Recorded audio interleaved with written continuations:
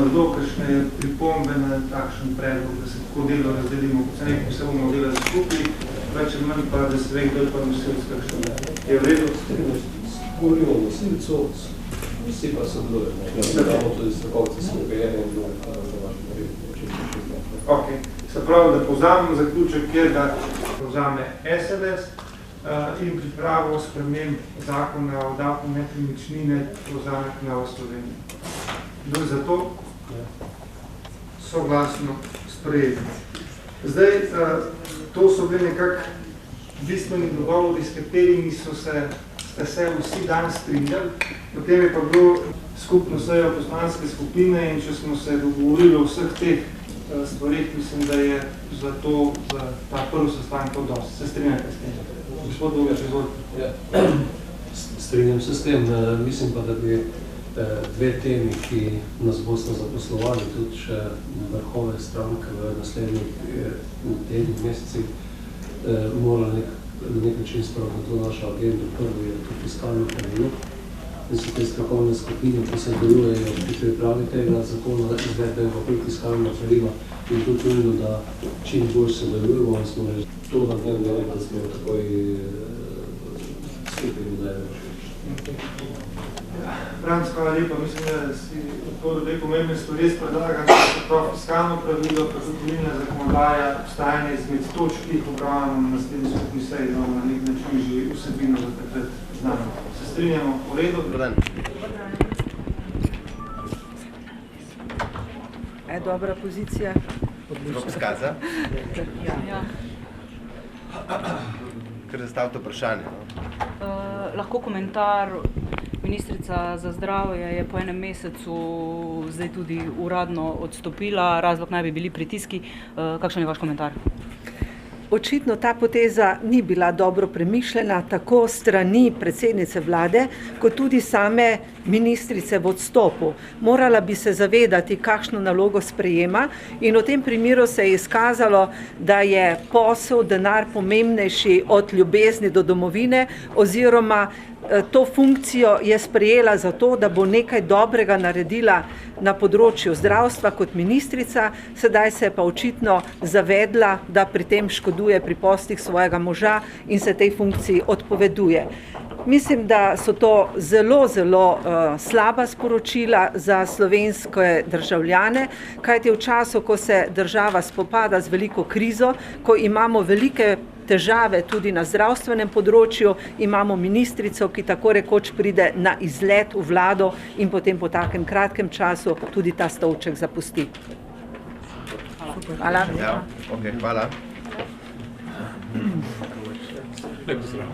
Lepo zdrav. Še vas bi prosili za komentar na odstop ministrice za zdravje po enem mesecu, zdaj tudi uradno, razlog naj bi bili pritiski.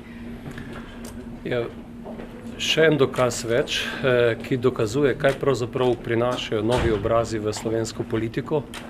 Očitno je tak nov obraz tudi gospa Alenka Bratušek, ki ne zna voditi vlade oziroma ne zna sestaviti ekipe, ki bi vedela, kaj hoče, predvsem pa, da bi vedela, da je politika služenje ljudem, ne pa služenje denarja. In to, kar se pojavlja z kar nekaj njihovimi ministri, kaže na nezrelost, neodgovornost in je zaskrbljujoče za to, kam Slovenija gre po tej poti. Področje zdravstva je odgovorna tema, je odgovorno področje, ki je nujno potrebno konsolidacije, se pravi reformnega posega. Prejšnji minister, gospod Gantar, je odkrito povedal, kaj je ključni problem na tem področju. Prvič je močni lobiji iz ozadja, ob tem pa je enako velik problem ali pa še mogoče večji to, da enostavno vlada nima koncepta in nima skupnega jezika okoli tega programa. In kdorkoli bo minister, vekolikor bo vlada delovala tako konfuzno, kot se deluje sedaj, enostavno ne bo moč izpeljati nobene reforme. Tako da za moje pojme je to še eden v nizu fiaskov, predvsem predsednice vlade in pa te koalicije. Hvala lepa. Jaz doživljam ta trenutek kot nekaj posebnega v slovenski politiki. Sporazum o skupnem nastopu Nove Slovenije in Slovenske ljudske stranke pomeni pomladni politični signal za Slovenijo in za Evropsko zvezo. Prepričan sem, da ga bodo kot takega pozdravili tudi volivke in volivci v Sloveniji. Jaz sem vesel, da so organi demokratično s tako prepričljivo večino potrdili ta sporazum. Vesel sem, da je doživel že doslej naklonjen odnos baze obeh strank in ne samo njih. In mislim, da smo s tem sporazumom postavili neko podlago, pa tudi nek dokaz, da je možno v Sloveniji tudi politično sodelovanje v dobro Slovenije in v evropskem duhu. Jaz čestitam, gospa predsednica in gospod predsednik, k temu dejanju, ki ste ga danes zapečatila z vajnimi podpisi. Nosilec liste je Lojze Peterle. Lahko poveste, kdo je drugi na listi, če že imate, ali je z Nove Slovenije ali iz SLS-a. Pa če je bila podpora v SLS-u, v Novi Sloveniji soglasna. Ja, sporazum predvideva, da ima Nova Slovenija prvo in drugo mesto, peto in sedmo mesto. Preostala mesta pa pripadajo Slovenski ljudski stranki. To je del sporazuma. A lahko poveste, kaj v imenih? Imena bomo predstavili kasneje. V Novi Sloveniji sicer imamo že izdelano tudi svoj del liste, vendar bi skupno listo vendarle predstavili kasneje. Kdaj pa? Takrat, ko bosta obe listi potrjeni na organih obeh strank. Predvidevamo naslednjo sredo, se pravi 2. aprila. Naslednje vprašanje. Medkomat Televizija Slovenija.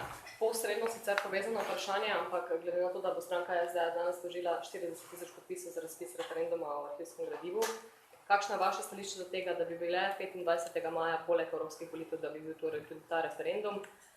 In pa ali se boste mogoče v vaših strankah priključili morebitni pobudi za ustavno presojo, kar se tiče pobude za referendum? Imate prednost na tej temi?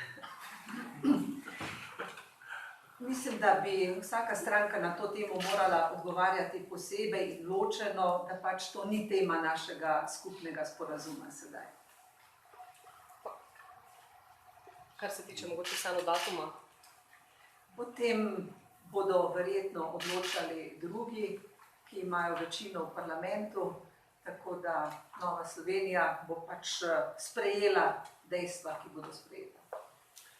Kar se Slovenske ljudske stranke tiče, mislimo, da bi bilo najbolje, če bi uspel v parlamentu zbrati več kot polovico podpisov in vložiti zakon, ki bi ta sporni člen anuliral, se pravi, da bi izpostavil staro stanje.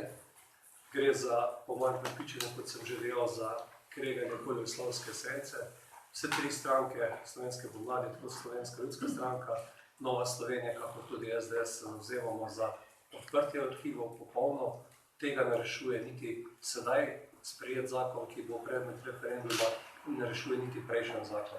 Če bi z takšno rešitvijo vzel čas pa pripravil primerno zakonodajo za to, da bi se vsi skupaj njej prepoznali kot zakonodaje, ki odpira arhive, bi v tem delu tudi najraje videli. Sam osebno pa mislim, da ni nobenega razloga za kakršnokoli ustavno presojo, dokler ne bo tega dogovora, naj referendum čim prej steče, in mislim, da je prav, da se to vprašanje da iz dnevnega reda v slovenskem prostoru in ne volivci in volivke.